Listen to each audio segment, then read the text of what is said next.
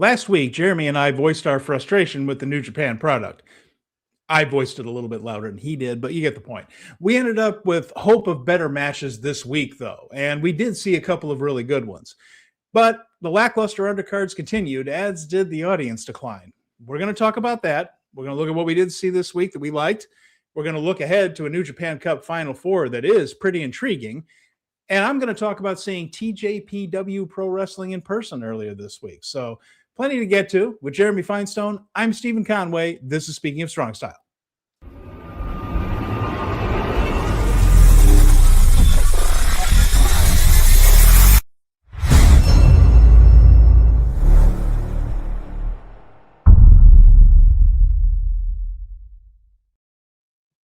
Welcome, everyone, to Speaking of Strong Style, where we discuss the news, issues, and events surrounding New Japan Pro Wrestling. We're contributors to the Fight Game Media Network.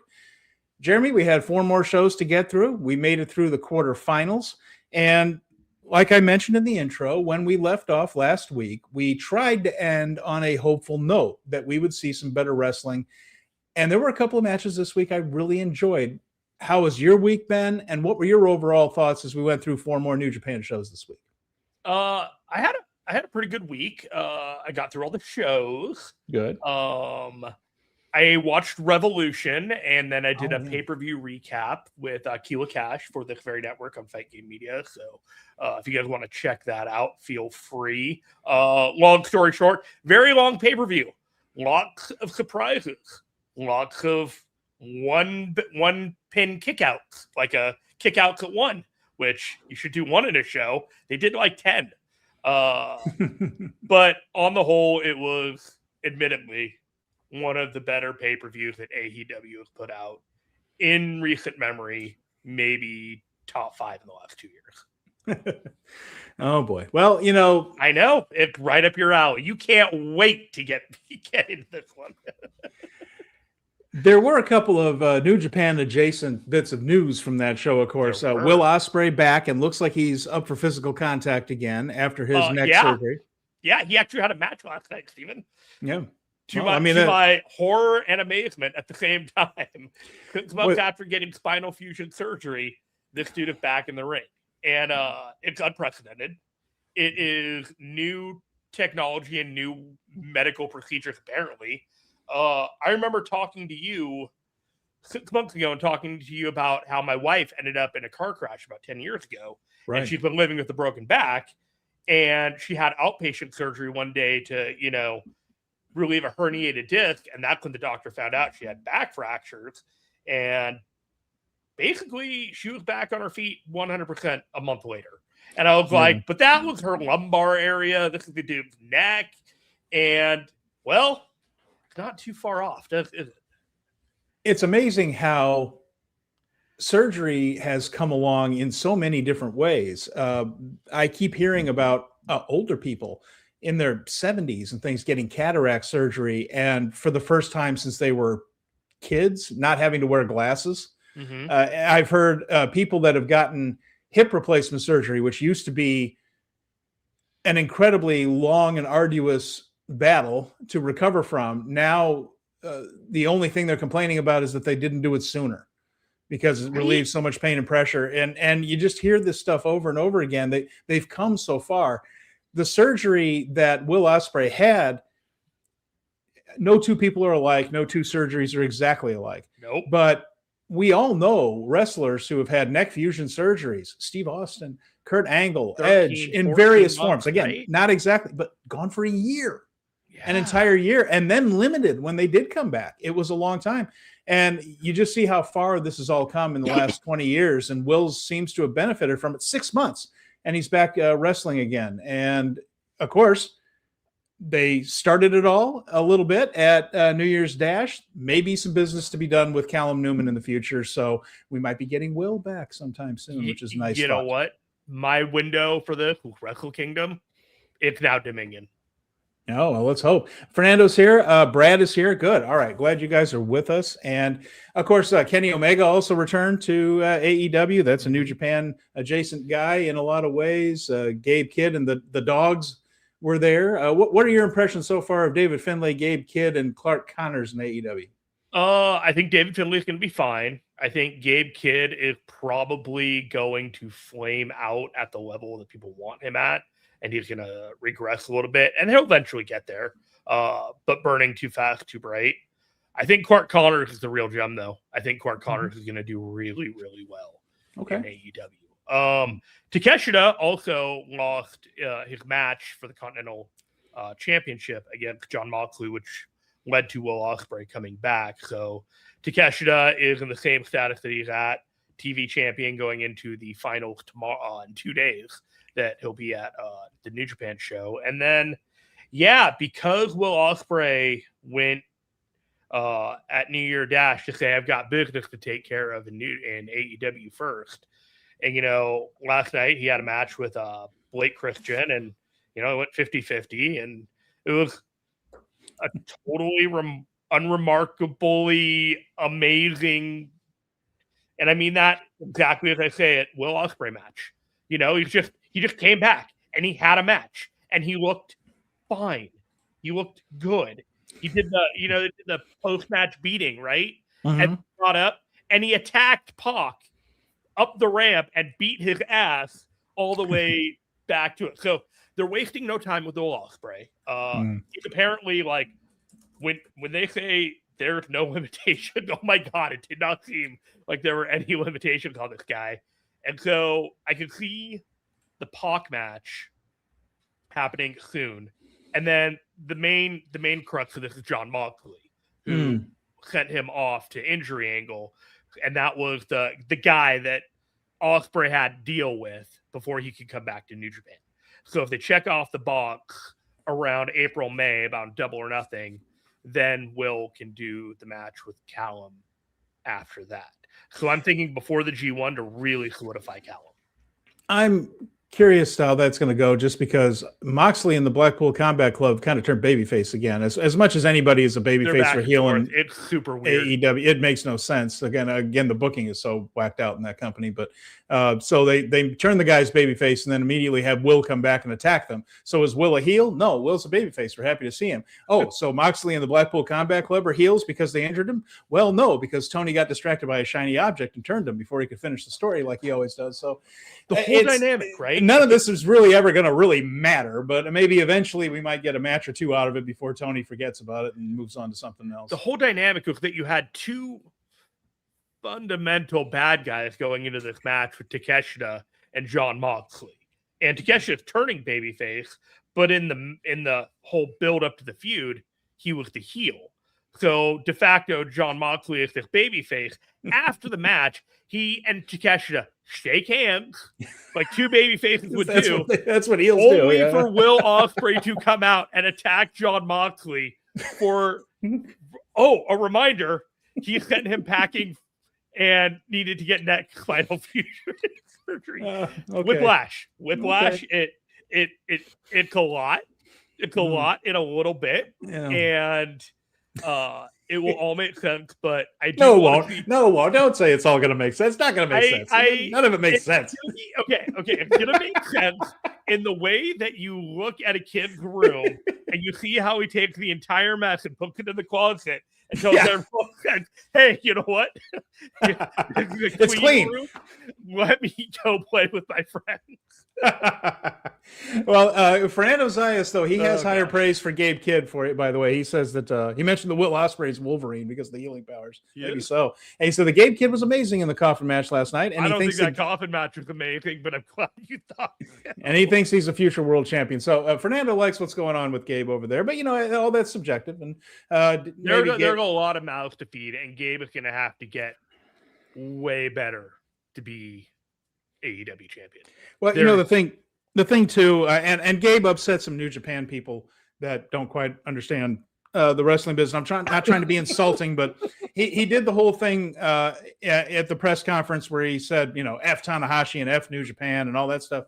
And people were aghast at that. And look, he's playing a character. He was playing a character when he put the lion mark on his trunks. I mean, that was all in service of the match with Kenny Omega.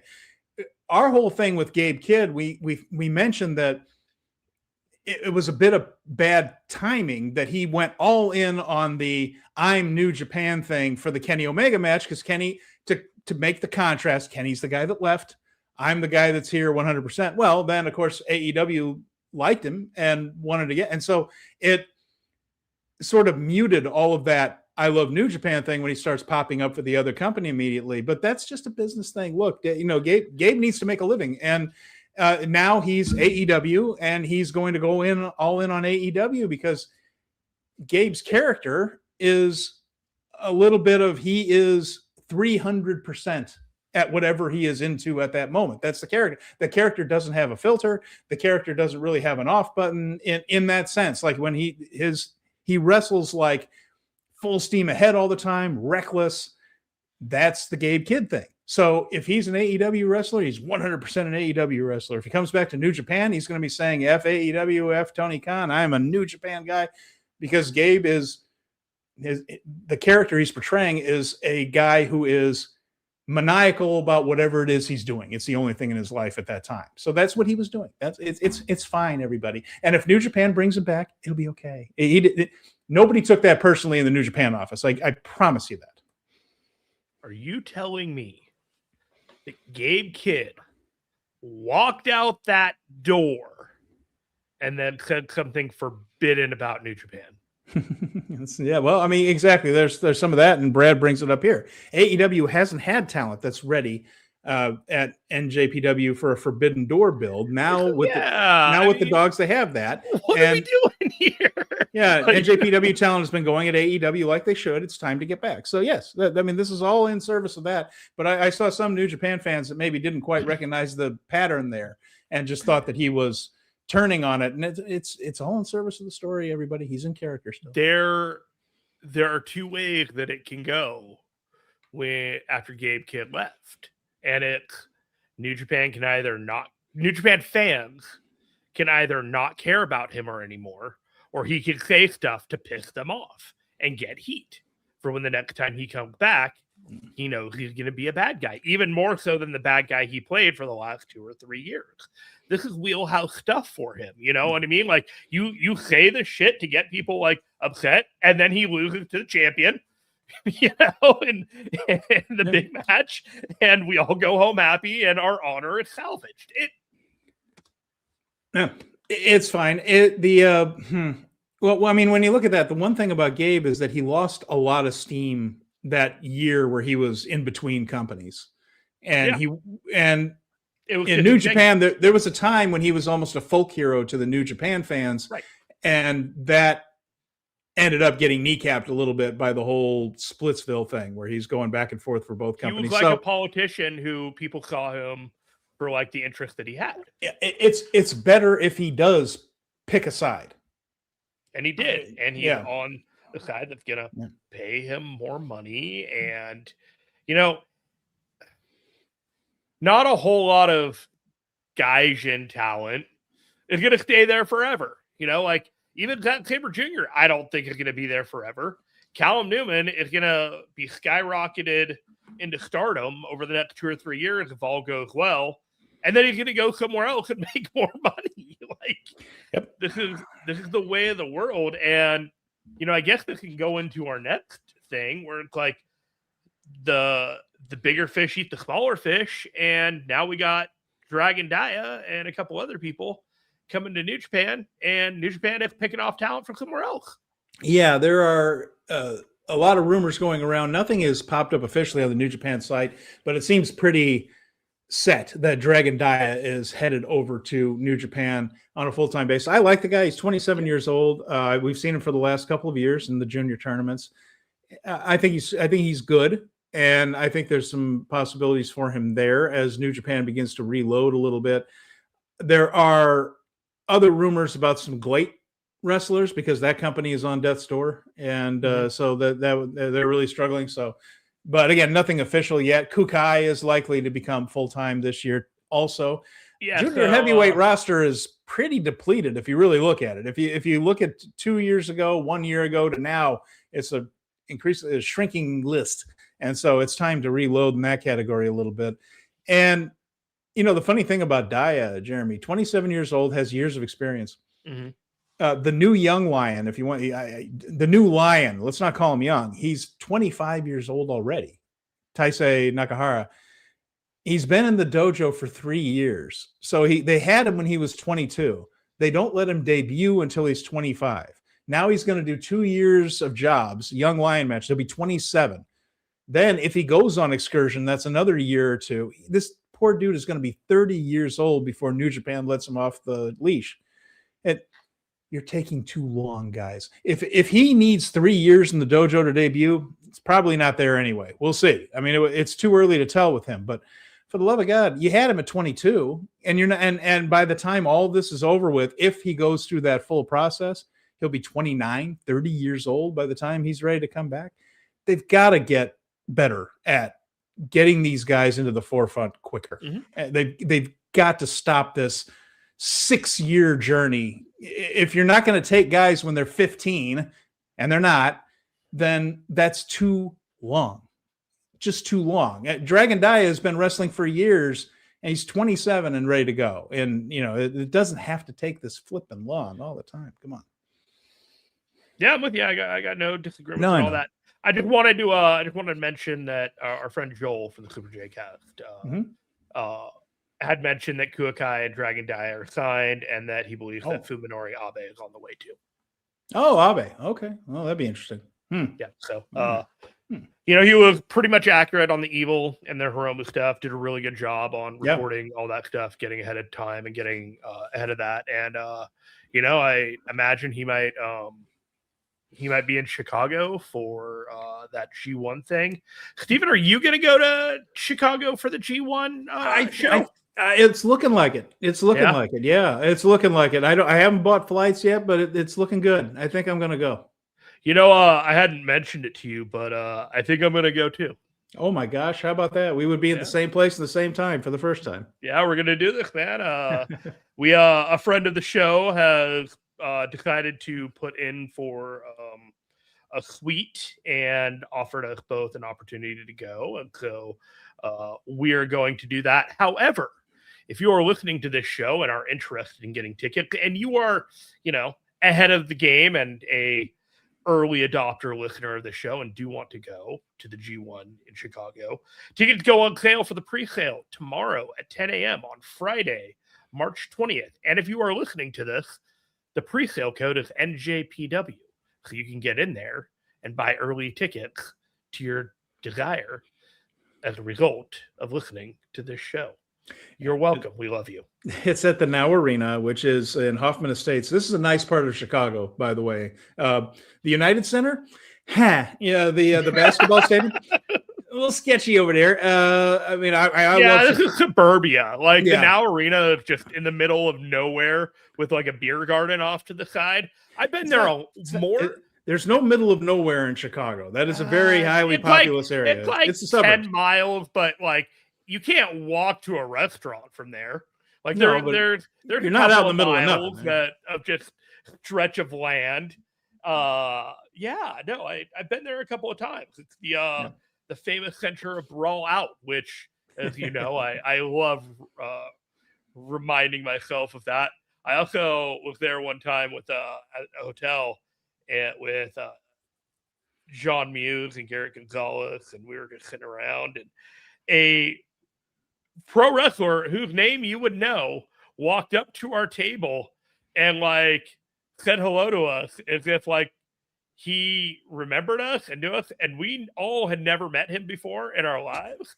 And it was a super awkward moment in which we were happy to see him, but we weren't starstruck. And so it was just hey guy, what's going on? And then all the rest of the people from the wrestling company that were apparently decided to meet there to have drinks after their show were there. It was a weird day in my life. It was very much like the thing. All of the things at Now Arena, which is why I'm so excited to go back and meet everybody in the New Japan world for a weekend and watch 10 G1 matches. That's the other announcement that was made this week, that the show in Chicago would be nothing but G1 matches. So we will be seeing the full thing, the full complement, no preview tags. In fact, when I saw the G1 in Dallas, in 2019. I attended that show, and that one did have preview tags. It was just the one block, and that was headlined by Tanahashi versus Okada. So that was pretty great. Also saw Kenta's New Japan debut against Kota Ibushi, which was exciting. And what was it? Ospreay versus Lance Archer. Yes. And then Sonata and Zack was another tournament match there. So that was a good lineup. But the other block was in preview tag action before. No preview tags in Chicago. Every single match will count toward the G1 standings. So hope to see a lot of people there. And I saw a lot of people at TJPW Pro Wrestling on Tuesday here in Austin. Let's talk about Tokyo Joshi Pro Wrestling. It was so cool. So the South by Southwest Festival is going on. That is a huge technology, film, music conference that goes on here every year, of course. And South by is a very big deal. And last year, TJPW did a Texas swing. They went through Dallas and Houston. This year, they added Austin during South by Southwest. And it was in a convention center in not quite downtown Austin, just south of downtown, but very close to the water that borders our downtown. It's the Palmer Event Center. And they got a big crowd, Jeremy. Almost 2,000 people showed up for this thing, which would be a much bigger crowd than New Japan got this past week and just about anywhere else. But it was a mix of people that had the lanyards from the festival that were just curious about this show coming in, and probably about 20% of the fans who had some idea of what to expect from TJPW. The people that weren't there as wrestling fans, but were, or maybe they were wrestling fans but hadn't seen TJPW, that type of thing. There were a lot of people dressed up as anime characters and things. So it kind of touched on some of that Japanese idol culture fandom turned up. Everybody had a great time. And I have to say that the TJPW wrestlers were excited about everything, really enthusiastic. I've been watching TJPW, and it's a mix of things. There are, like every other company in Japan, the first couple of matches, they have some people that are very young in their careers and learning. Mm-hmm. There's comedy, particularly with TJPW. Their parent company is the same parent company that DDT has. It's the same. So they're siblings with DDT in that sense. So you get a little bit of wackiness. We had Hyper Masao was on the hypercycle. They flew the bicycle all the way over. She was riding the bike around. And Pam Harajuku countered with a cardboard Tesla. She made her own Tesla that chased her around on the cycle. So there was some wackiness. And then later on, you got people like Miyu Watanabe, Miyu Yamashita, Yuki Arai, the tag champs were there. Also saw the Cassie Lee and Billy, the Iconics. They were the Iconics in WWE, but they are working with TJPW now. They'll be challenging for the tag belt soon. They were part of it. They're the inspiration now. The inspiration. They're heels now, of course, and came off like the arrogant people that they portray. A good night, and the fans were into everything. And I brought a couple of friends that had never seen TJPW before, and when the Up Girls came out for the song, because at the beginning of the show always starts with a song. Mm-hmm. I saw the looks in their eyes, just like, this isn't going to be the whole thing, is it? They were a little bit worried. But then once the wrestling got started, they really enjoyed it and had fun. 6 matches. It was a terrific time. And I think they got a pretty good crowd the second night as well. I only went to the first night, but a good time had by all. I think they did a terrific job and made some new fans. They were also handing out QR codes that you could redeem for a 7-day trial for Wrestle Universe, which I thought was a smart idea. And I was impressed. I was happy. And what I enjoyed about it was South by Southwest is a place to hear new bands that are on the way up. It's a place to see films before they hit the market. There are people here trying to sell their films to distributors. So you see a lot of things before they're famous at South by.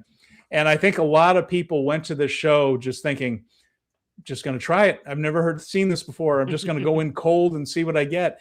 And their enthusiasm for everything was there. I mean, every move got an ooh or something. If someone took a bump, there was an ooh from the crowd.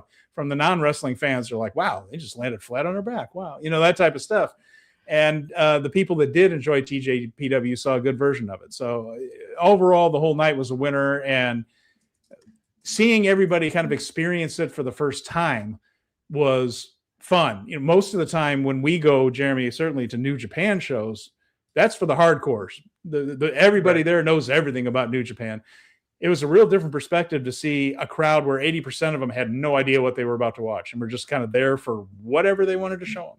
And for them to walk out just going, oh man, that was fun. They're really good. They were jumping around. The athletics were really cool, and the characters and the costumes. And it was enjoyable to see wrestling from that perspective, which I don't get to do too often, because most of the time when I go to something, I'm there with hardcore fans. And this is much more casual, and they were excited to see what they were seeing and refreshing. Almost like the carnival aspect, it's like one of the attractions at the carnival kind of thing. Yeah, no, I enjoyed that. Yeah.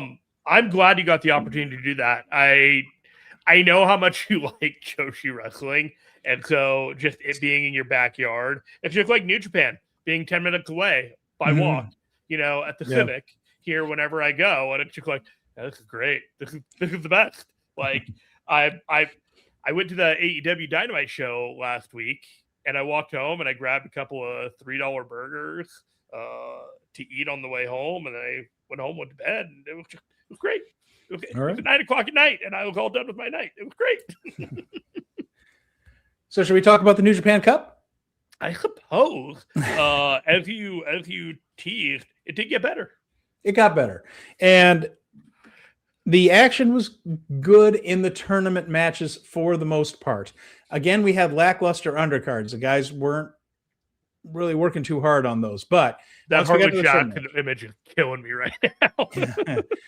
March 13th, they were in Osaka. Now, the March Sumo Basho is going on in Osaka right now. So they can't go to the Edion Arena, which is the gym where they normally appear at in Osaka, but that's very busy. They've got the whole sumo tournament going. Unfortunately, my guy, Onosato, had to withdraw, but, hey, he's got a bad shoulder. But they went to a different building, and this one they drew 800 people. That was down from 1,069. It was the same situation last year. When the New Japan Cup is during that March sumo tournament. So we can draw an apples to apples conclusion here, because they went to the exact same other arena in Osaka last year for the same tour. Last year they drew almost 1,100, 1,069. This time 800. So again, interest waning a little bit. We're not going to bother with the undercard because, believe me, it was not worth the time. But the tournament matches, second round tournament matches, Hartley Jackson, who was on a bye, faced Callum Newman, and then Hiroki Goto faced Jake Lee. And Newman and Jackson hit all of his big moves, created a little bit of heat for the underdog. But I have to say, Jeremy, no one really thought Hartley was going to win this thing. They did get some heel heat. Newman hit a low blow. Zane Jade distracted Hartley for a little bit. Excalibur to win. It was a bit flat, but it was fine. They ran it back. The Newman spot getting bowling balled into the chairs in this match as well. And the one thing that I will say is that Hartley Jackson has really begun to get to that point where if they wanted to give him a little singles push, I wouldn't mind. Yeah, I mean, he does well in every match. Yeah. And this match was pretty good. I can see him in the G1 this year. He's probably not going to make the cut, but if he is, he could have one of those big wins against somebody that, he doesn't have a whole lot of wins, but a big win to help the math, that kind of thing. Mm-hmm. I could see that for him, just kind of upping his stock incrementally this year. Yeah, it was his first New Japan Cup match, as a matter of fact. Yep. And so after that, we had Hiroki Goto and Jake Lee. This was fine. Again, Goto got something out of him. Lee is not going to have a classic match. That's just not his wrestling style. He's a character more than he is a 5-star match having wrestler. But Goto pulled something decent out of this and sent the fans home happy. They got to see Goto get on the microphone afterwards and give a speech, and they enjoyed that part of it. I thought Lee did his job just fine. The plan was for Goto to face Newman because there's a story ready-made for that matchup going back to last year when Goto was a champion. So I think a lot of the people in Osaka saw exactly where these two matches were going, and they reacted accordingly, which was politely, and they were happy to hear from Goto, but not a pile of heat. Yeah, definitely the gatekeeper scenario started to play out in all these quadrants that we were talking about, the champions, the former champions, and the young up-and-comers. And they're really strapping a rocket to the young guys in this tournament. And Callum is the first one. I mean, his matches aren't clean wins, but they're definitive. You know what I mean? Like, he's walking away, you're like, yeah, that guy looks like he's the winner and the other guy's the loser. Not even like cheating to win, but running away scared. You know what I mean? Like, he's not winning with his feet on the ropes and sliding out the bottom of the ring, you know, but sliding out under the rope and heading up the aisle. That's not like, he's not afraid to stand in that ring with the guy he just like cheated out of a win. But he needs to be that. That's what he needs. He needs that kind of gravitas. He does, and he's gonna get there. I think he is. I am not convinced though that he is top heel. We should have him win this cup level yet. Yeah, I mean, there's a scenario where he might, but I have a feeling it's not going to go that direction. But I fantasy booking, I could see a way to get there. I do too, and I just it does not feel like his year.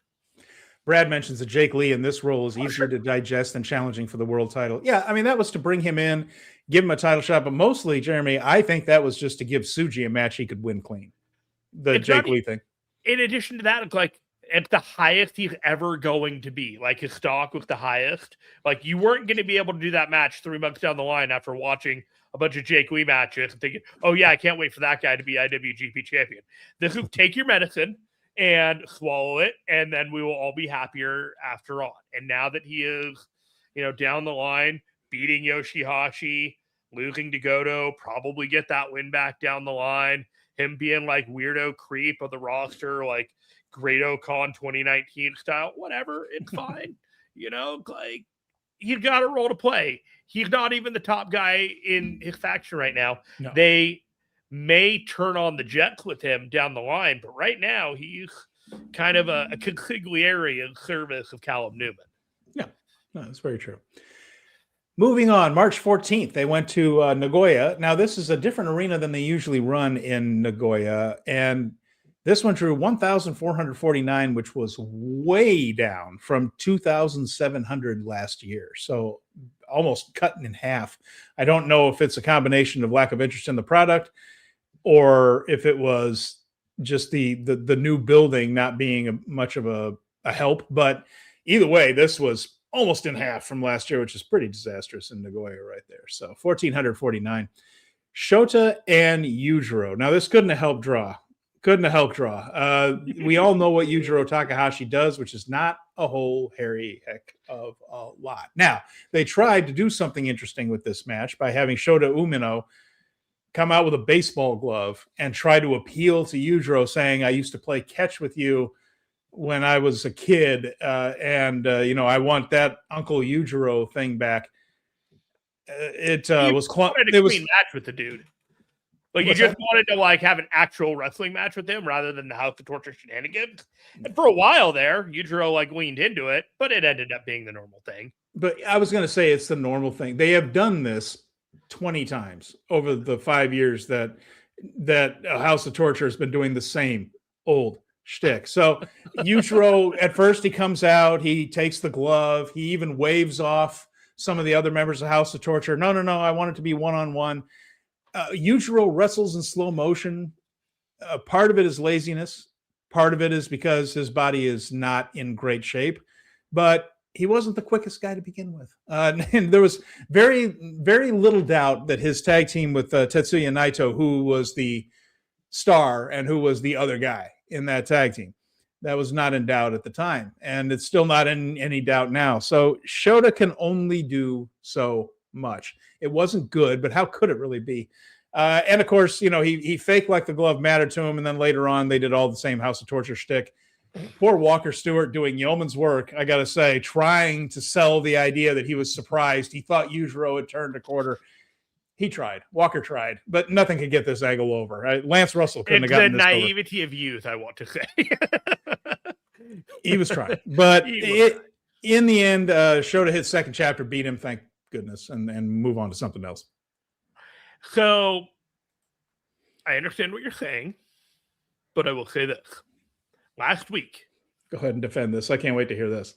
Last week, I lost my mind about that Shota Umino and Chase Owens match. Yeah, I said it was a 20-minute match that went 20 minutes too long. Yes, you did.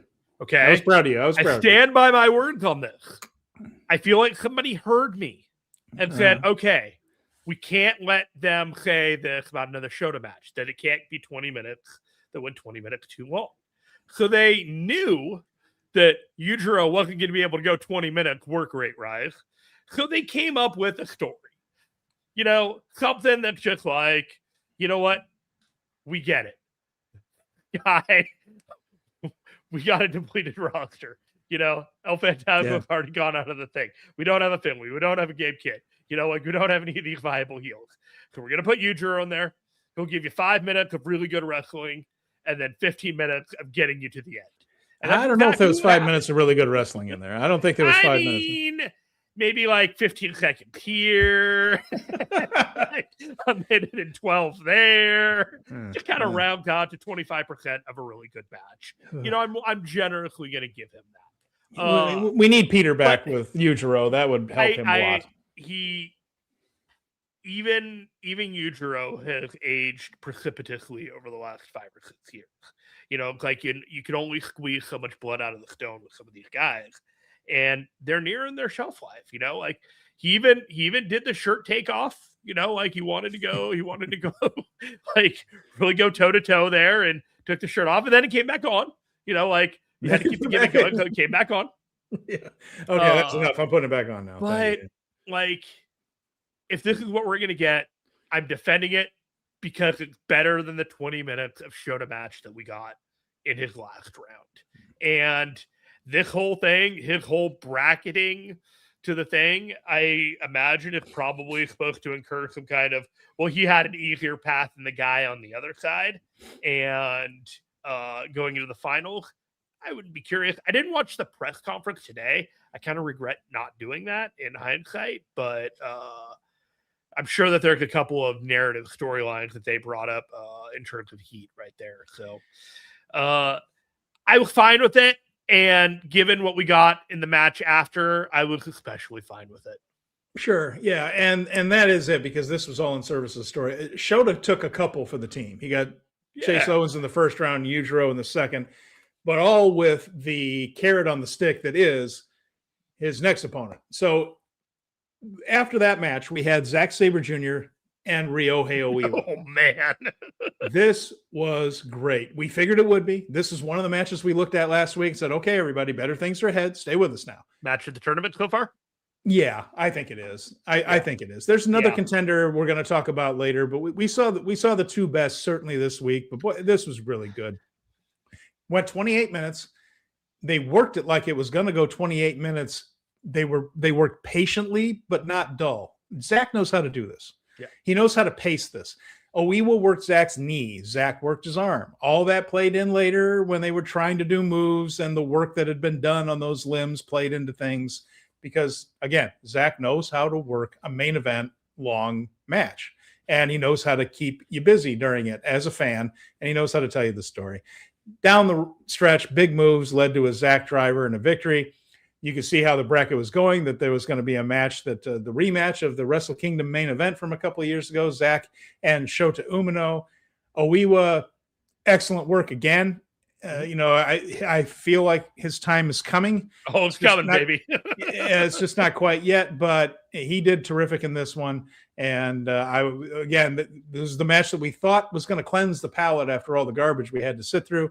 It did. I left this one just feeling good even after a Shota Yujiro match. Zach and Ryohei restored my faith a little bit. We was the guy that kind of doesn't get lumped in with the rest of them when they're talking like the top three with Shota, Yuya, and Yota, but he's pretty much undeniable at this point. Like every time he's in there in a singles match with somebody, be it Ice or whoever it is, the dude is aggressive, he's hungry, and he's really good. Mm-hmm. Like he's just there's going to be a pantheon in like 2 or 3 years, and it's going to be Oiwa, it's going to be Shota, it's going to be Yuya, it's going to be Yuta, it's going to be Callum, it's going to be Oleg, might be Aaron Wolf, not counting on it, but it might be. It'll be Kosei Fujita. You know what I mean? Like the youth movement is getting there, and when it becomes these guys on top, all fighting for that title, it's going to be a lot of fun. So they moved on to March 15th in Yamanashi. Now they drew about 1,200 there, which is actually a good crowd for that. That was about the only good crowd of the whole week. March 15th in Yamanashi. We were on to the quarterfinals at this point. So the second round was done. Nobody had a bye. Everybody's won a couple matches, at least 1 or 2 matches at this point. We ended up with Oleg Boltin versus Ren Narita. Now this wasn't good. Ren doesn't have good matches. And of course, you have to deal with all of the House of Torture stuff. There's a lot of House of Torture stuff in this New Japan Cup tour, man. There'd be a tournament match. There would be a couple of underneath matches that had them in it. It's just a lot. And it got old very, very quickly, of course. And Boltin, Narita, Wolf and Yano came out to help Boltin. And I have a question for you, Jeremy. Yeah. Why the hell doesn't Bishamon come out and help him? Don't they hold the trios titles together? Maybe. Maybe. Do they remember that? I don't think they remember that. Well, admittedly, neither of us watched the undercard, so maybe something happened there. Oh, no. I watched them. We're just not going to talk about them. I sat through them, Jeremy. No. I took it. I took every single second. No, I think there was one of them I skipped, and it was just like, you know what? I think it was the day of Revolution that I was just like, you know what? I'm just watching the 2 main matches on that day, and then I'm moving on. A lot of times, either one or both of them is in a team with Matsumoto, who takes the fall early in the match. But why isn't Bishamon coming out and helping him if they're all 6-man tag champions together? Goto and Yoshihashi don't seem to give a crap, but Wolf and Yano go rolling in there and helping. Anyway, Boltin fought them all off. Maybe it looked like, you know what? You're the horse. You don't need our help. And then they're like, yeah, you don't need. He clearly needs their help. There's 6 guys be ganging up on it. Do you want to lose your titles because you got hurt? You know, again, the logic of this stuff is like, come on, New Japan, you're better. You can be better than this if you want to. Anyway, Boltin fought him off, hit the kamikaze, won. And now, at this point, we are rid of House of Torture in the tournament itself. Mm-hmm. And so that was a sigh of relief. The match wasn't good, but again, House of Torture and Ren Narita, it's not going to be good. Go ahead.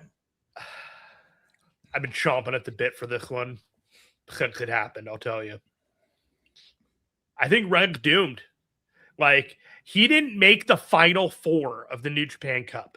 They chose Oleg Boltin in that bracket and booked him through. You know, this is supposed to be the top heel of the top heel faction, and they don't. And they went with Callum Newman instead. You have 3 baby faces and a heel. I maintain that there are no top heels in New Japan right now. No, that's very true. Callum Newman is not a top heel. Ren Narita is not a top heel. One of these guys that is orbiting the top has to turn. One of these guys at a top level in this promotion, we need the dynamic to get stronger. Like, there has to be a Japanese bad guy that can take the role of evil. And it is shown to us right now that neither the company nor Ren have the confidence in Ren to be that guy. And I would say the Callum Newman, there's a yet after him as far as the top heel thing, because I think he's capable of it, but the build is still going. Remember, it took David Finlay a good year for all of the fans to take him seriously. Callum Newman is a fake it till you make it scenario right now, and he's faking it really, really well. But he needs that, he needs that Will Ospreay win to really cement him in the eyes of just like, oh, we really need to take this guy seriously. Mm-hmm. Because until he does that, people won't look at him and won't give him that credibility, either in New Japan or outside of New Japan, as one of the viable top guys. He is essentially, as they say, a prince who has yet to take the throne. Can you imagine, Jeremy, if they do have that match with Will and Callum, and Will is motivated to get Callum over, how good that could end up being? I am really, really bullish on that match. I think that I'm bullish on Callum Newman. I think it's going to take time. Yeah. You're right. He's not there yet. He has to get some. But they're trying to tell you he's there now, and I'm just like, no.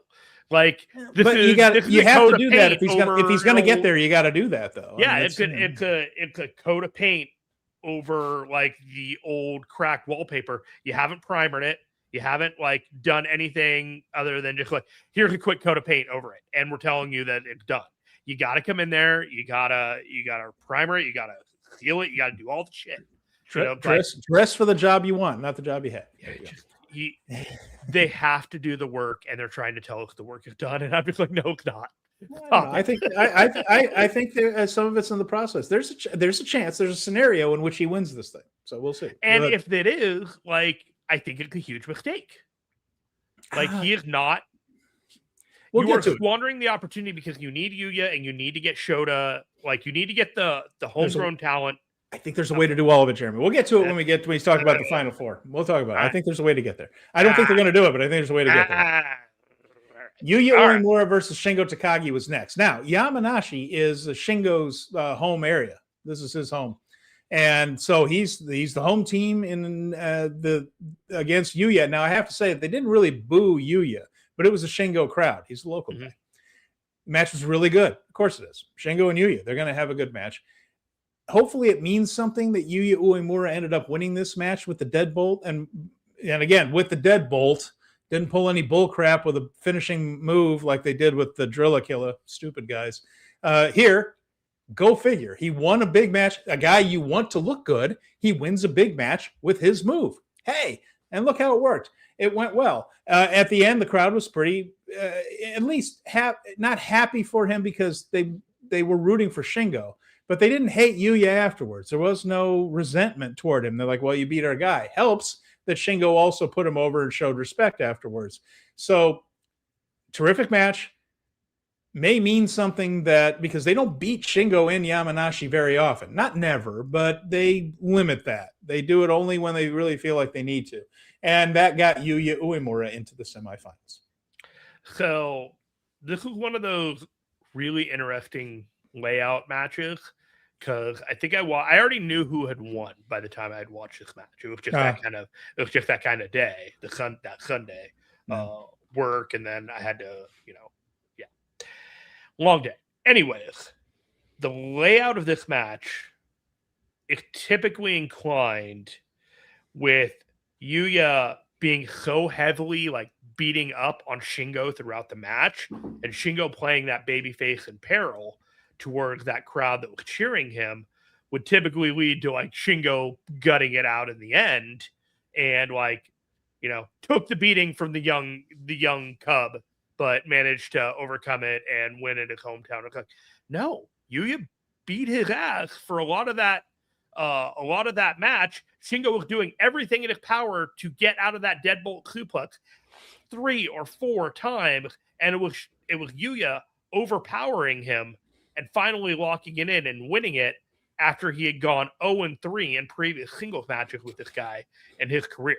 This was as dominant a win as you could get in a clean match, like with 2 baby faces. Yeah. And there were a few of those first time beating this guys in this tournament. So in fact, we're about to get to the next one, because that was the main event in Yamanashi. They go to Fukushima on the 17th. Fukushima had a crowd of about 700. They do about what they do every time they go to that place. That's one of the most consistent towns for New Japan. It's about 700 people, no matter what they do. So a couple of different tours goes to a Big Palette in Fukushima. A lot of these arenas, by the way, are just those big airplane hangar rooms they have for conventions and stuff there. So not a ton of atmosphere either, to be fair. It's challenging when you're just in a giant cube. But Fukushima on the 17th, quarterfinal match, Callum Newman, Hiroki Goto. Okay. Last year, of course, Jeff Cobb was going to get a match against Goto when Goto was the world champion. Jeff ended up headed over to WWE, couldn't do the match, wasn't allowed to do the match, whatever happened. They put Newman in its place. And Newman ended up having a terrific match with Goto that opened a lot of eyes to the possibilities of Callum Newman. The positioning of this match was the clue. It was the semi-main event. Newman needed a big win. Mm-hmm. He needed a win over Goto, who does not have the world title anymore.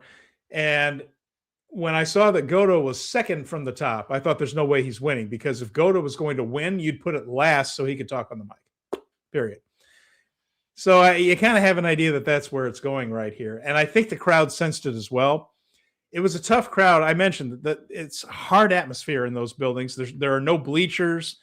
If you're sitting in the back, you're looking at the back of a lot of people's heads between you and that ring there. So wasn't the most vociferous crowd of the tournament. There haven't been a lot of them. But he hit the Princess Curse, won the match. Newman's first singles win over Goto. He goes over to the semifinals. We were talking about how Newman is on the way, but not there yet. And this is a step forward. Goto is a made man. He doesn't need to be in the semifinals. Callum Newman needed this. So it was the correct call. Nut shot, then the Princess Curse. Well, fair enough. Yeah, he's still a heel, and he's working hard with that heel stuff. So sometimes Zane J causes a distraction. He's hitting some low blows in there. Threw the referee out of the way, hit the nut shot, and then hit the Princess Curse, got the 1-2-3. Yeah. Yoshihashi out there pleading the case to the referee of the cheating, and Callum Newman just smiling like an asshole. All right. So that was good. It was good. Callum Newman is deserving of the role that he has.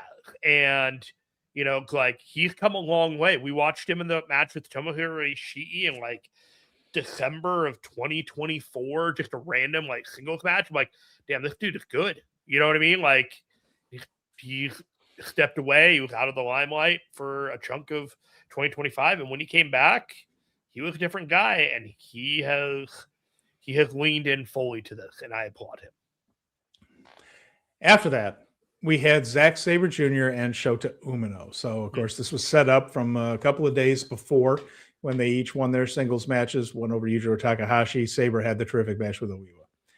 This was the reward for Shota Umino after dealing with Chase and Yujiro for the first couple of rounds. It was a split crowd in Fukushima, but I was encouraged that they were not hostile toward Shota. So while there were people that were cheering for TMDK and cheering for Zack Sabre Jr., those people weren't booing Shota like we have seen in some of these matches and some of these big matches for him, some main events for Shota where the crowd turned on him. That's not really what happened here. Zack had his fans, Shota had fans, and nobody really crapped on the other one, which was good to see there and encouraging for New Japan, whatever they're going to do down the road with Shota. Again, another long match. They work well together, I think. I know that a lot of people didn't care for that Tokyo Dome main event they did, and I get it. I liked it better than most did, but I think it also played differently to a live crowd than it did on TV. So I thought this was a better match than that, though. Yeah, it was. It was certainly better paced. They weren't going to go 40-some minutes, and so they could do a little bit more early, and it didn't have to be as... How long did they go? Slow. You know what? I don't have that in front of me at the moment. I'm going to look at that right now. That was 25 minutes and 38 seconds. Yeah, they needed to go 10 more minutes in the Wrestle Kingdom match, 20 more. That thing was 47. No, I'm saying for an acceptable main event, you need to go like 35 minutes. No, I see what you mean. Okay, yeah. For a Kingdom main event. Yeah. For what this match was, they need to go 10 more minutes to be. No, 25 was right. 25 was right here. And so it was, but in the end, Shota basically overpowered him and got out of some holes, got out of some of Zach's big moves. But in the end, he hit a hard lariat for 2 and then hit second chapter. There was no threat of reversal or anything. Zach was pretty much beaten after the lariat, just wasn't pinned. He managed to kick out, but he had nothing left, so to speak. Second chapter, pin. Decisive, really good.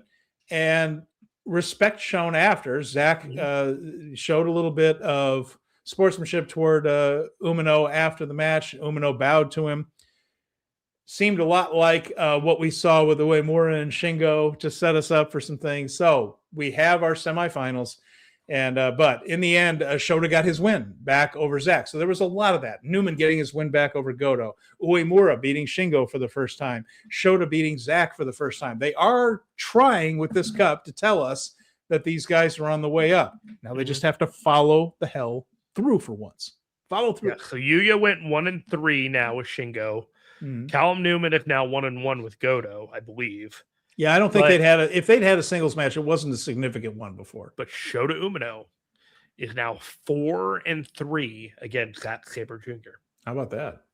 So this definitely felt like Zack Sabre Jr. finally looking at Shota Umino as his equal. You know, like kind of all right, Like, no bones, no nothing. Big match scenario. You beat me. You know what I mean? Like this is a big one, and you got it. I will say it. Go for it. You're the man. Kind of like that. All right, you beat me. Now go win it all. Because if you didn't, you've wasted it. Fair enough. So we have, looking ahead now, going to the semifinals, which will be in Niigata. They're running 2 consecutive shows in Niigata. One is Friday, that's tomorrow. That's the semifinals, and that is Yuya Uemura versus Oleg Boltin, and Shota Umino versus Callum Newman. The finals will be in the same building on Saturday. So consecutive shows. Friday for the semifinals, finals on Saturday. And those are the 2 shows this week that we have. After that, nothing until the 28th. So, Jeremy, looking at this, they seem to be setting up Uemura versus Umino in the finals to me. That's the tea leaves I'm reading off of this here. I think that Oleg making the semis is a victory for him. Farthest he's gone. Why don't we do this a little bit differently? We have a little bit of time to kill. True. Why don't we make the argument for and against each guy making it to the final 2 and then winning? Interesting. Okay. All right. Let's do that. Well, let's start with Oleg, who I think is the biggest underdog of the 4 in this field.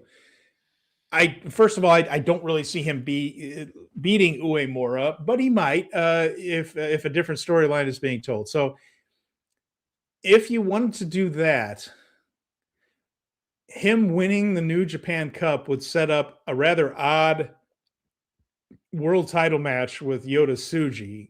And I guess the message you would be sending is that Boltin is a future main eventer.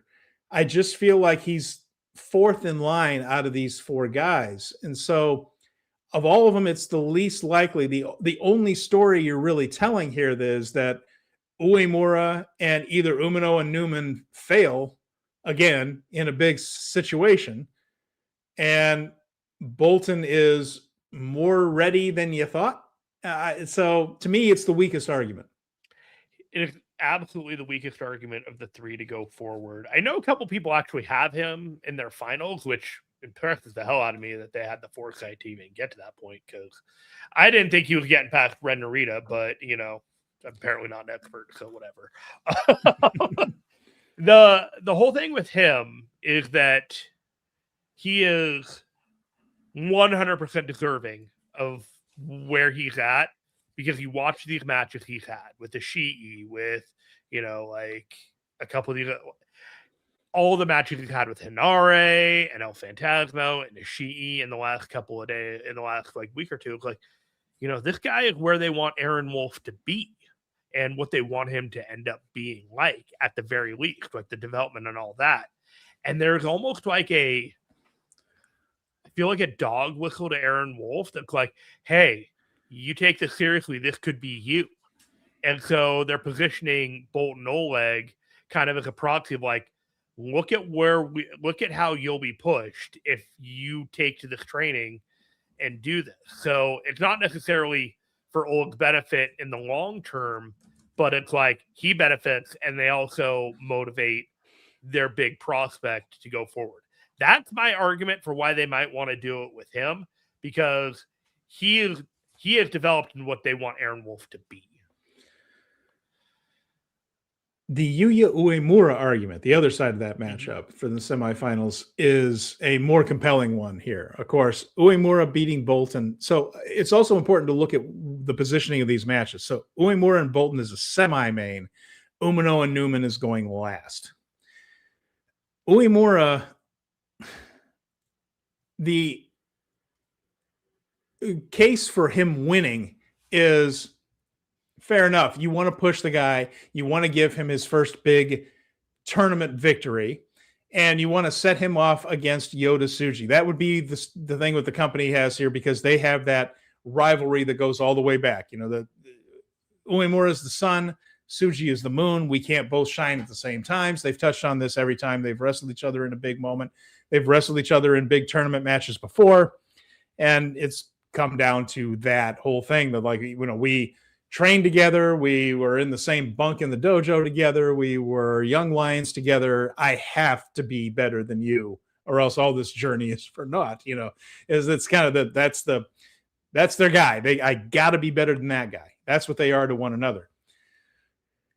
With that said, Jeremy, it feels a little early to pop over to Uemura versus Tsuji immediately. That feels like something a little bit further down the road. You and I have talked about that maybe that thing comes a little bit later. But that would be the story you're telling, is that you just want Uemura to get his first major accolade, so to speak, his first big trophy, his first trophy, or his first title, anything like that. We want this whole thing to end with Uemura on top and going for the world title in a way of saying this is his realm now. He is a guy that might win these things. He's a guy that might win a championship and hopefully bring him a step further than the guy who gets there and fails, which has been the story of his career so far.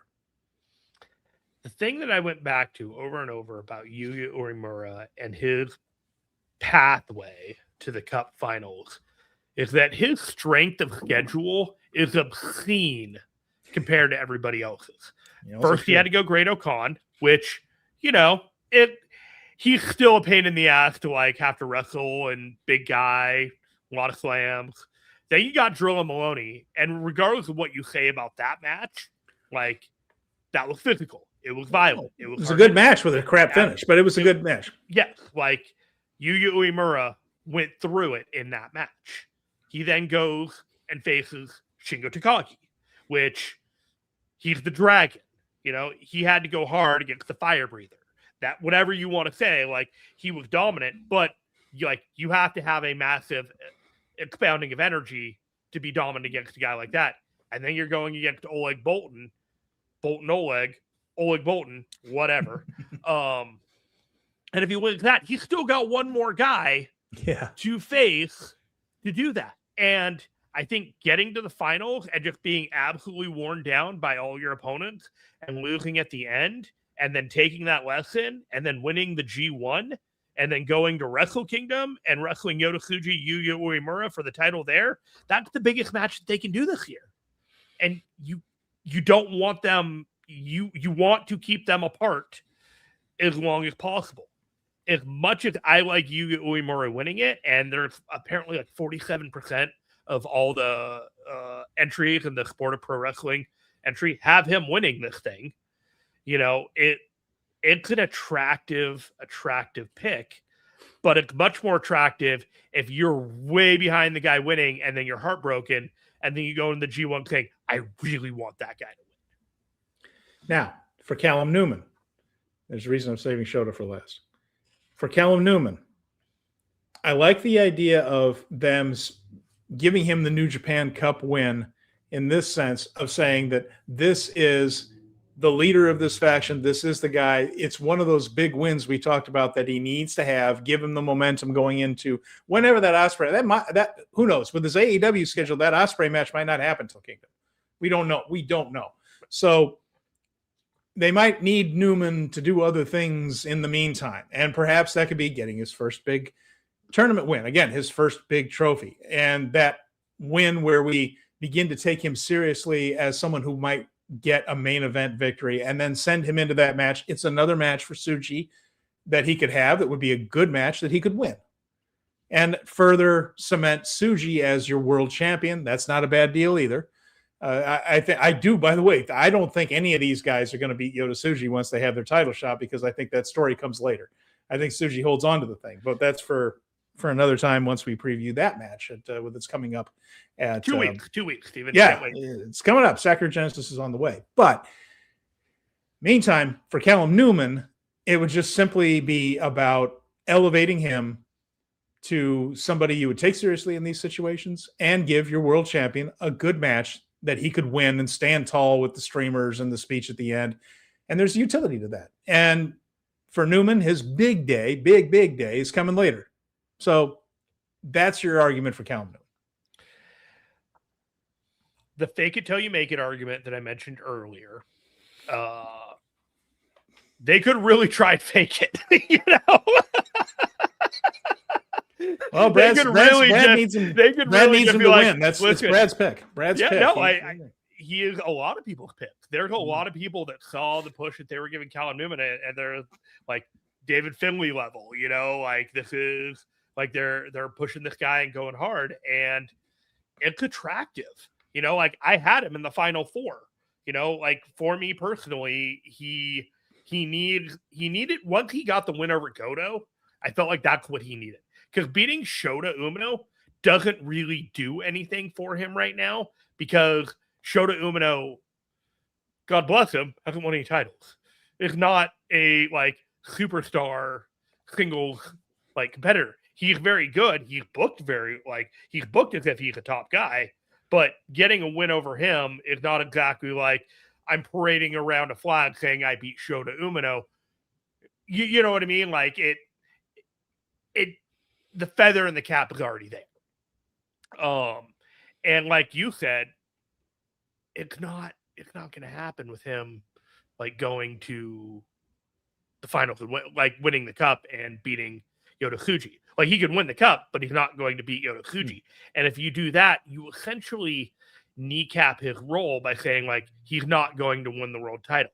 And yeah, he could dust himself off and pick himself up again, but you run the risk of the perception being he's not at that level until like he's ready. He's beaten Ospreay. He's heated up after the G1. You know what I mean? Like there's a point here where it's like, let's go with Callum Newman, but it isn't now. And if you force it at the lack of service of one of these other guys that they really need to go with right now, I think they've made a mistake.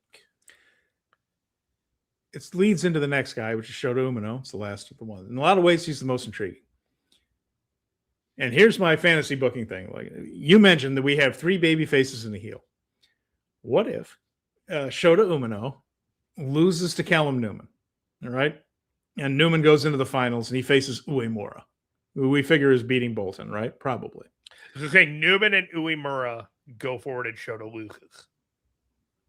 Correct. Okay. Yes. Let's just say I'm supposing here. Yeah. What if finals come, Uemura and Callum Newman? Maybe Zane J early on fantasy booking though. We got time. Zane J interferes a little bit, right? Which he has. He's kind of jumped up on the apron. He's kind of made some noise. And what if Shota Umino comes to ringside to kind of counter Zane J?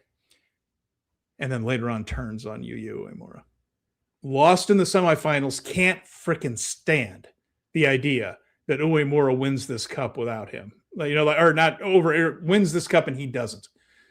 I failed again and now this little and I'm begging for a top heel, right? This could be they've done it before. Sonata's done big turns here. Evil turned in the New Japan Cup. There is a history of people turning in the New Japan Cup. It's happened a couple of times in fairly recent order. It would keep Uemura out of that New Japan Cup that he would rightfully have in storyline.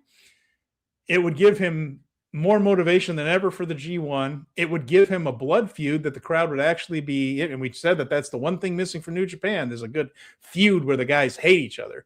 And I'm not saying Shota joins United Empire. He could even flip off Callum Newman afterwards and just say, the hell with all of you people. I'm going to go and do my own thing because doing it your way hasn't worked for me a bit. I remember what David Finlay told me last year. He said, I need to do it my way. And if that means not pleasing everybody and not taking a picture with all the kids and not being the idol of millions, that's fine. I don't have to be Tanahashi. Trying to be Tanahashi got me nowhere.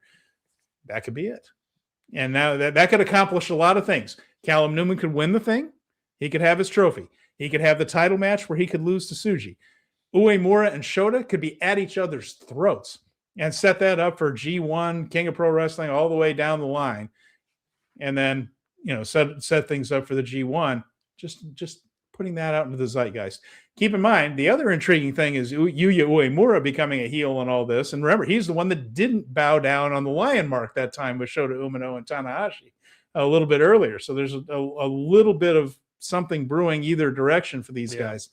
But to me, You are exactly right that we've got all these guys and too many baby faces and no top heels. If either Uemura or Shota turned on the other and kept them from winning the cup and, set it off that way, we would have that top heel and that feud that is lacking in New Japan currently. Now, whether they'll do any of that, I'm not sure. But I said back when they had the tag team title match, if Shota and Yuya just lose this again and then go back to saying, well, I'm just going to pull myself up from the bootstraps, it just leaves them high and dry, and the fans just aren't going to believe in them anymore. Like, there needs to be something else here. And again, if Shota or Uemura, one of them's got to lose. If that person just loses and says, well, gosh, gee willikers, I guess I'll just try to pick myself back up, fans aren't going along for this ride. And we're seeing the fans aren't showing up to the goddamn events. Needs to be something to shake this stuff up. So your theory checks off a lot of boxes that need to be checked off in order to make this happen. Callum Newman gets elevated, Yuya gets screwed, Shota goes heel. The one thing that needs tweaking, though, is Shota's motivation.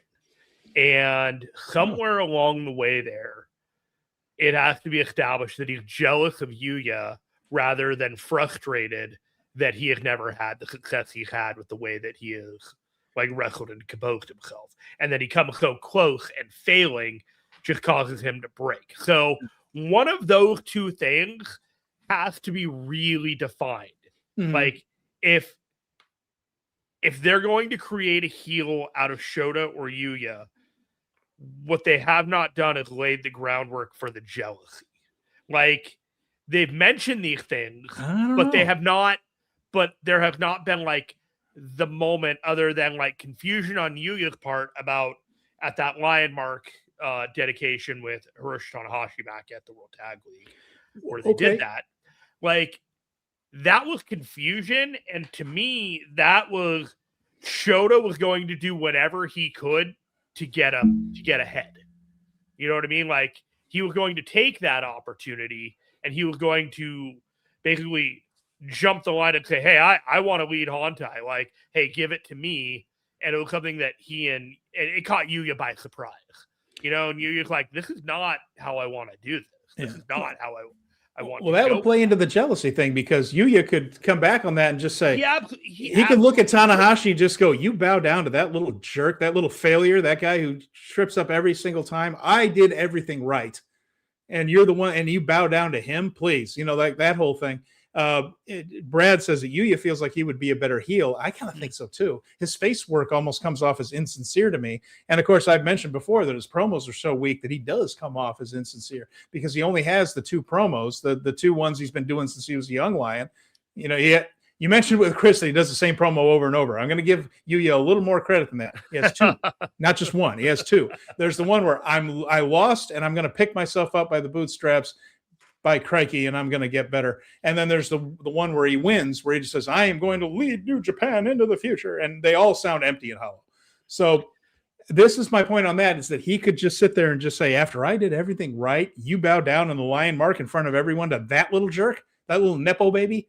That's how Yuya could say it. And I'm not going along with that. The reverse side of it is Shota is like, I failed again. I have failed. And he's been saying that, my words, I say things and then I fail. He's mentioned that in comments. If he does it again, he can just be like, no, not Yuya Uemura, not my tag team partner, not the guy like anyone but him. I can't do it. He could be what Watto is to Doki. I could, no, not that guy. So we're boiling it down to Yuya and Shota in the finals. One of them is winning. Neither of them are winning the title, but of those two, one of them get a challenge for the title, and that same person or the other person might turn heel. Well, what I'm saying is that you could but that's do it basically that way. The gist of it. You could do it that way. You could have Shota lose in the semifinals and be so frustrated that he screws Yuya out of the finals. But it's like Shota or Yuya. That's what I'm saying. It's or they could have the match, and this might even be better if this could be better. Have them both in there, shake hands before the match. That it's Yuya versus Shota for the New Japan Cup, and then have one of them go dirty. and then just have one of them win dirty, low blow or whatever else. I just mentioned that with the Newman thing because that would put Newman over. If those two turn on each other, they don't need a New Japan Cup to make that have heat. And so that would get Newman that win dirty, a cheap win, but he's a heel. He could lose to Tsuji and we could all move on to the next thing. And then you have that blood feud because they hosed each other out of the cup in the first place. But you could absolutely just put them in there in the finals and then have one of them just hit a low blow, go dirty, try to injure the other, smack them with a chair, do something, and just say that they've turned that corner. It could be Shota saying, I remember what Finlay told me, and you're damn right, I'm going to do anything to win this thing. And for Yuya, it could be the similar thing. It's just like, I have to win this. So there's two, I have two minds of this, okay? I think that you need to wait until the very last moment in this tournament of consequence to do the turn, if there's a turn. Okay? Yeah, it needs to be during the finals. It needs to be in the finals, so that the 2 weeks that we have building up Sakura Genesis, you have mystique about what this person is thinking and what they're doing. And then you have a press conference a couple days before, and then you go to town at Sakura Genesis. Yeah. You know what I mean? You do the finals, you do your hot angle, you do whatever you have in mind for that finals, and then you just go dark for a week and just keep the intrigue. And that's the thing. I mean, beating Shota early and then having him turn on Yuya accomplishes one other thing, is that it gets you 2 matches at Sakura Genesis. You've got the world title match with Callum Newman facing Tsuji, and then you have some form of Shota versus Yuya, and they hate each other's stinking guts. And that could just go all over the place. Throw it out. Don't do a finish. I already think we're going to get Ren and Boltin for the never openweight title. Well, see, now we've got a card that somebody might be interested in here, So just my thought on that, because really excited for Chase Owens and Fale versus KOB at that match, Joe. Yeah. I'm just saying that's another way to put an interesting match with some steam on it on a card. And when they're struggling for attendance, I like things with steam on it. It brings people into the building. Personal issues sell tickets. I think we covered the gist of the possibilities there. I think we're both leaning towards Shota and Yuya in the finals, and it could go either way. Could have a heel turn. Not really. Probably should. Right. Look at not really what I said. Callum as well. Callum, all 3 of them. You know what I'm saying? We introduced scenarios of all 3 of them, but when it comes to it, the story is about Shota and Yuya. We're because we both know or would agree that it would be a huge mistake for Callum Newman to win the IWGP title right now. Oh, sure. No. Yeah, no need for that yet. He goes in if he wins it, he's going to lose that match. But if the other 2 are in it, you're not necessarily sure they're going to lose that match. You know what I mean? If it's Yuya, you want him to win that match. If it's Shota, you're not sure if this is the time that they're going to pull that trigger. If it's Callum Newman, you kind of don't think it's going to happen. Yeah, that's true. But they've done stuff like that before, where it's a match that the champ's going to win. But I do see your point on that. They've started so hot out this year and tried to really give us aggressive matches and really good, consequential. I can't wait to see this match and who wins it. And I just don't see Callum Newman and Yota Tsuji as that. I just can't wait to see who wins this right now. It will get there, but that's the risk that it runs for me. And I don't necessarily want to speak for everyone else that feel that, because Brad wants him to win. Brad is all behind him. There's 30% of the people at Sport of Pro Wrestling's, tally that from the get-go said, this guy is the guy. I'm just telling you what I see and why I don't stand in that crowd. I could be wrong. The good part about all this is that Boltin Oleg Boltin, whichever one, we still can't. I love it. I can never I look at to see how people say it. Boltin, Uemura, Umino, and Newman. These should be 3 pretty good matches to finish up this tournament. There's really not a dud in that bunch, and I think that all of them will be pretty exciting. We don't really have. We have the card for next day. None of the other matches are particularly interesting, but I'll fire them off for you. Here we go. Let's say the main event. Main event, of course, Umino versus Newman. So keep that in mind. That one of these two guys is allegedly going to be on the microphone afterwards, or either that or there'll be an angle. So Right. keep that in mind. I Before can that, see Yuya showing up to confront the winner. could be, yeah, there's probably a stare down. Yeah. Uemura and Boltin. Okay. And then we will have Tsuji teaming up with KOB and Ghetto to face the TMDK crew. So that's Zack, Sabre Jr., Ryohei Oiwa, Kosei Fujita, and Hartley Jackson. Doesn't look good for Ghetto. Bobby Eagles is in the States, and he wrestled on Collision last night, and it'll be airing this weekend. He was a former trainer of Kyle Fletcher, and so those two are having a match on Collision. That should be a banger. Okay. And then we have Aaron Wolf with Tomoaki Honma and Toru Yano facing Ren Narita, Dick Togo, and Don Fale. If you want Aaron Wolf to get better, stop booking him in matches like this. There is only one person in this match who can help him, and it's Dick Togo. And he's probably not going to be in with Dick Togo very often. So for the love of God, if you want Aaron Wolf to get better, knock this crap off. Do you think he picks Fale in this, or do we just have more of this? Who cares? Okay. Do you care? I'm just trying to make conversation I know, for a podcast. I know. But that's, yeah, but it feels like that, doesn't it? Other than that, you don't care. Unbound Company, Shingo Takagi, Drilla Maloney, Taiji Ishimori, and Daiki Nagai against Hanare, Jake Lee, Akira, and Young. Of course, Akira and Young are headed toward that Robbie X Taiji Ishimori title match coming up. It's going to be pretty darn good. Yeah, this will be a fun one. Robbie X not here for this one, so that's why the guy's in the spot. After that, we have Yo, Wato, and Desperado. I just hope they live stream the car ride with those three someday. That would entertain me to see those three in the car together all day against Doki, Kanemaru, and Sho. Evergreen match. These guys are always in matches with each other. I was about to say, I feel like we've seen some form of this match 1,000 times. All right. This is in service of the road to Sakura Genesis. Yeah. On April 2nd, right? Doki and Yo will be facing off for the title eventually. Right, correct. And then we have Bishamon and Matsumoto. They're personally young lion against Taichi, Masatori Yasuda, and Satoshi Kojima. In service of Ishii. That's probably supposed to be Ishii. I saw our Holy Emperor at Sumo, by the way. He was at night 2. He was sitting there in about the 3rd or 4th row watching the Sumo in the fan club section. Taichi, a big Sumo fan. So there he was, our Holy Emperor at the Osaka tournament. And then before we have Taisei Nakahara teaming with Ryusuke Taguchi against Chase Owens and Yujiro Takahashi. Can't wait for that one. And Brad mentions that 6-man match is why we need new juniors already. Poach everyone. Amen.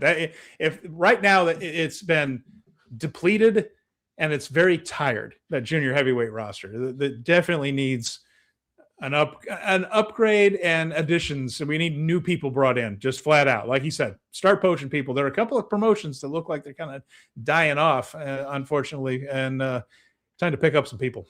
I feel like Taguchi's trying to be part of the Shota kill crew. He's got to dispatch these two guys that Shota was able to take care of, and if he is, he can hang out with them. In an ongoing effort to manifest things I want to see. Yeah. All Japan Pro Wrestling. They have the Saito brothers back. Ray was injured for a while. He's back. Jun Saito is still there. And the Saito brothers are one of their more popular tag teams, Jeremy. And we've seen them on some of the All Together shows right there. And they have a lot of charisma. They're hard hitting. They work pretty snug. And I really enjoy their stuff as a tag team. I think they're much better as a tag team than they are as singles. They seem to play off each other and use their strengths well. They aren't the same guy exactly. It's not the contrast the Hart Foundation was, but they do different things. Mm-hmm. And they work together nicely. They mentioned in an interview that they would love to have a match with the Knockout Brothers. Please, yes. I mean, the Knockout Brothers versus Ray and Jun Saito. It doesn't have to be 2-on-2, throw them in an 8-man tag. Or let's just have these guys make contact with each other. Let's see them knock them around a little bit. Let somebody else do the job. I don't think either company really wants their team to lose that match, that type of thing. But if we ever do one of these all-together things again, then I would love it. I would absolutely love it if those guys shared a ring a little bit. It would be Fascinating little matchup right there. So that's just a little fanboy thing for me that the Saito brothers are watching, and they think that the Knockout Brothers would be a fun match. And I totally agree. I'd love to see that. I hope it manifests for you, Steven. Thank you. I appreciate it. And yeah, by the way, Brad mentions this. That was going to be our next thing. He's already on it. The announcement for Despay's deathmatch show in Las Vegas has me so down on that show. I like Effie. Do we need him and Jimmy Lloyd in an NJPW adjacent ring? I got to tell you, I don't know who Jimmy Lloyd is.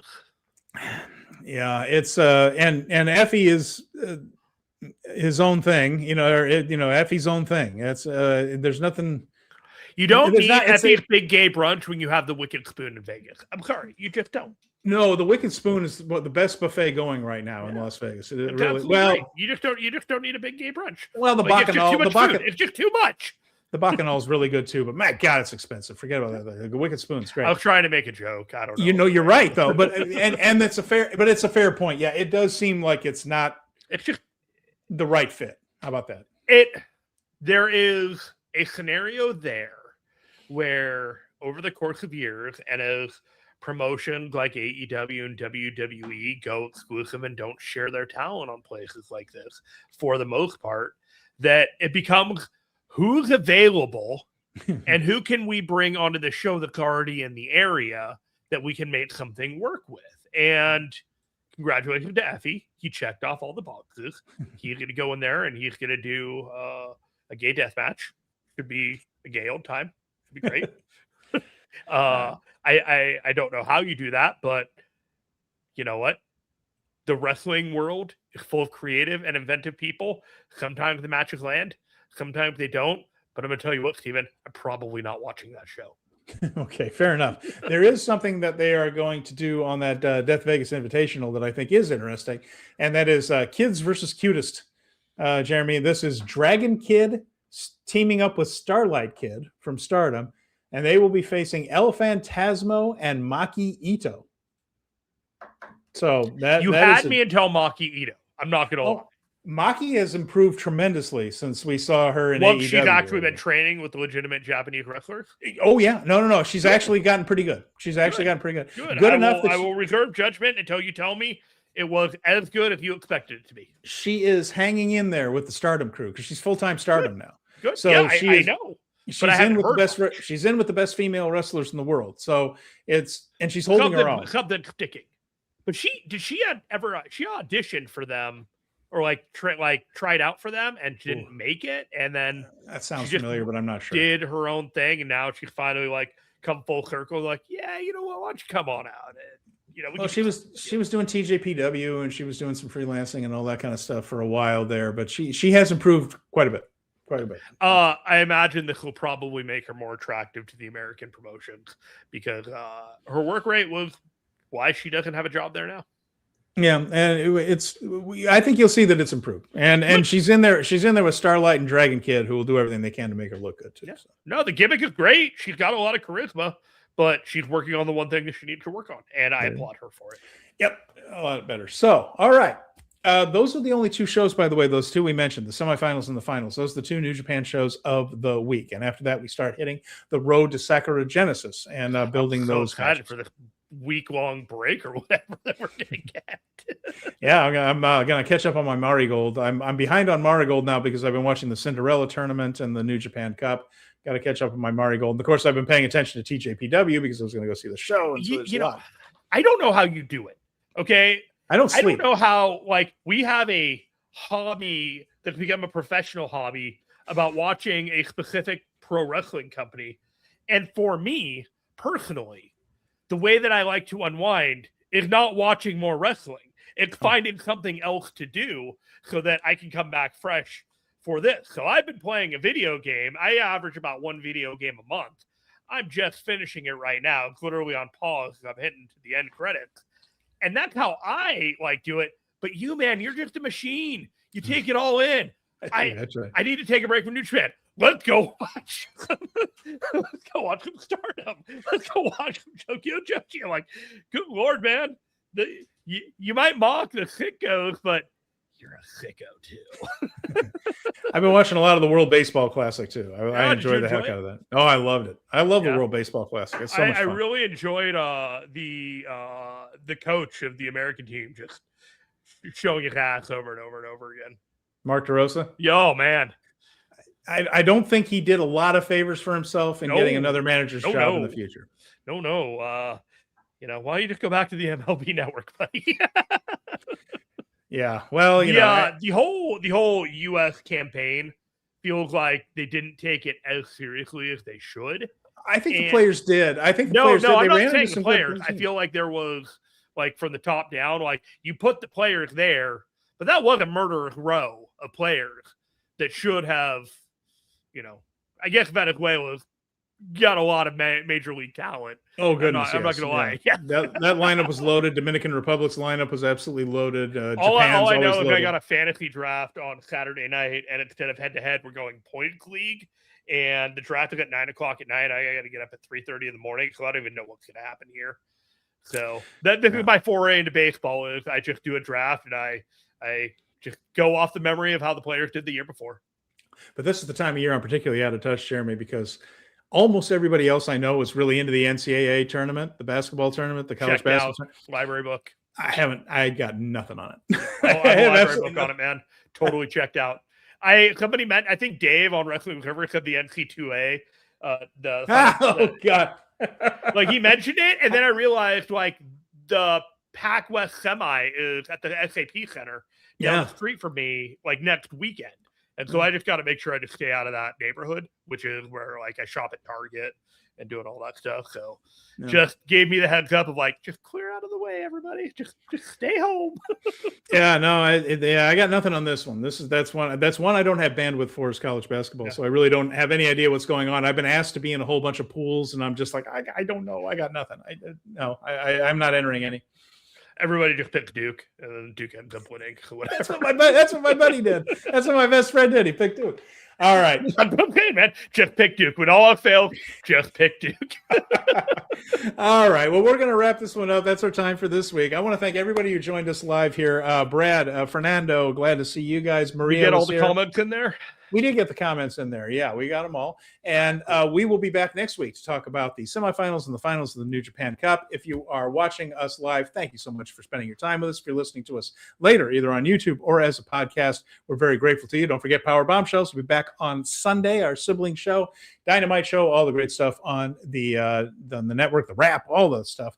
And also, real quick, Brad, thanks for those kind words about the Revolution show with me and Keela. I really appreciated that. Yeah, no, very cool. And Brad, thanks. He said great show here, and I appreciate it. I'm glad you thought so. Back next week, everybody, right here at our regular time for more New Japan talk. For Jeremy Finestone, I'm Steven Conway. This has been Speaking of Strong Style. We will talk to you again real soon. Bye.